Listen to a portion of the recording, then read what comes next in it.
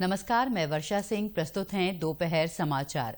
मुख्यमंत्री पुष्कर सिंह धामी ने प्रदेश में सेवा क्षेत्र नीति लागू करने के लिए आगामी कैबिनेट बैठक में प्रस्ताव प्रस्तुत करने के निर्देश दिए हैं।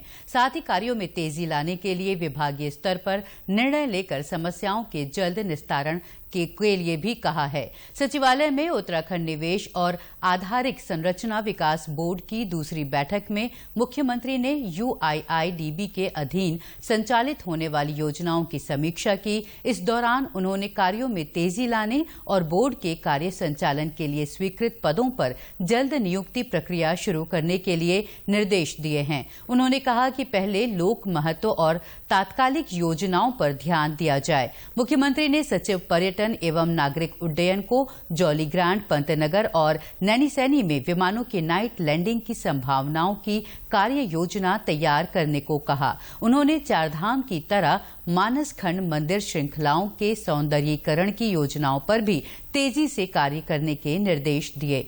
मुख्यमंत्री ने प्रदेश को वेडिंग डेस्टिनेशन के रूप में पहचान दिलाने के लिए प्रयासों की जरूरत बताई।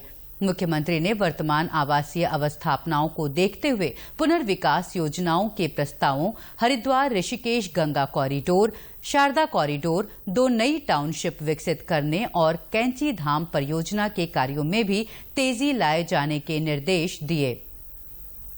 मुख्य निर्वाचन अधिकारी डॉक्टर BVRC पुरुषोत्तम ने केंद्रीय एवं राज्य स्तरीय प्रवर्तन एजेंसियों के साथ समन्वय बैठक ली। इस दौरान उन्होंने सभी प्रवर्तन एजेंसियों से प्रदेश में निर्वाचन प्रक्रिया को सकुशल संपन्न कराने के लिए एजेंसियों को आपसी समन्वय बनाने के निर्देश दिए। मुख्य निर्वाचन अधिकारी ने कहा कि जिन एजेंसियों को इलेक्शन सीजर मैनेजमेंट सिस्टम में दैनिक कार्रवाई की रिपोर्ट अपलोड करने संबंधी किसी भी प्रकार की कठिनाई आ रही हो, उन सभी एजेंसियों की दोबारा ट्रेनिंग कराई जाए। इसके साथ ही मुख्य निर्वाचन अधिकारी ने सभी एजेंसियों को जब्त की जाने वाली अवैध शराब के मूल्यांकन में एकरूपता लाने के भी निर्देश दिए।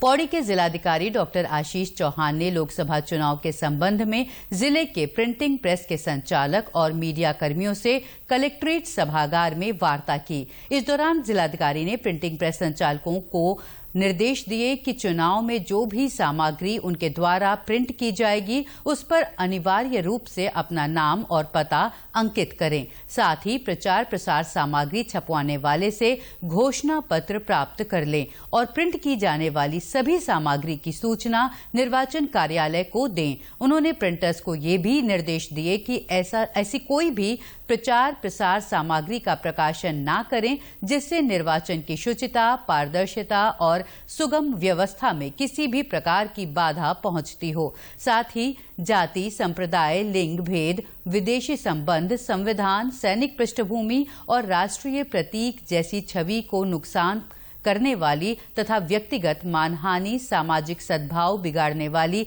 सामग्री का भी प्रकाशन न करें। उन्होंने मतदाता जागरूकता के लिए लोक गायक अनिल बिष्ट द्वारा गाया गया गढ़वाली गीत वोट देणु जान बिन का लोकार्पण किया।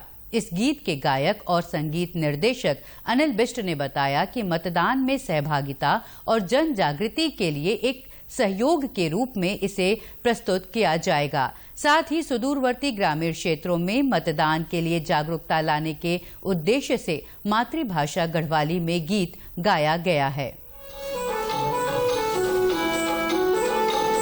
इसमें जो नए हमारे वोटर हैं, नए बच्चे जो 18 साल की उम्र में जो पहली बार मतदान करेंगे, उनको मतदान से जागरूकता दिलाने के लिए जितने भी नए वोटर हैं वो जरूर अपना वोटर ID बनाएं, वोटर मतदान लिस्ट में अपना नाम लिखें और बूथ तक वोट देने जरूर पहुंचे।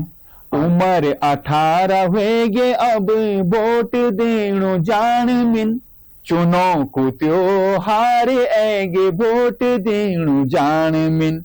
उम्र 18 हुए अब वोट देणु जान मिन, चुनो को त्योहार ऐगे वोट देणु जान मिन। मतदान में सबकी भागीदारी सुनिश्चित करने के लिए स्वीप कार्यक्रम के तहत चमोली जिले में निजी औद्योगिक संस्थान जयकंडी कालेश्वर में जागरूकता अभियान चलाया गया, जिसमें सभी उद्यमियों और कामगारों के साथ लोकतंत्र में वोट के महत्व विषय पर चर्चा की गई। इस दौरान उद्यमियों और कामगारों ने मतदाता शपथ और हस्ताक्षर के साथ ही चुनाव में वोट देने का संकल्प लिया। स्वीप कार्यक्रम के तहत नगर पालिका गोपेश्वर, गौचर, कर्णप्रयाग, नगर पंचायत नंदप्रयाग और गैरसैंण में भी सार्वजनिक स्थानों पर हस्ताक्षर अभियान चलाया गया, जिसमें बुजुर्ग, युवा और महिला मतदाताओं ने बड़ी संख्या में हिस्सा लेते हुए आगामी चुनाव में मतदान करने का संकल्प लिया। वहीं दिव्यांग मतदाता जागरूकता रथ के माध्यम से कर्णप्रयाग, सिमली, नौली, बगोली, नारायणबगड़ सहित विनायक धार में मतदाताओं को निर्वाचन प्रक्रिया और दिव्यांग व बुजुर्ग मतदाताओं को सक्षम ऐप की जानकारी दी गई। इसी के साथ अभी तक के समाचार समाप्त हुए। दूरदर्शन समाचारों से जुड़े रहें। मिलते हैं फिर शाम 6:30 बजे के बुलेटिन में। नमस्कार।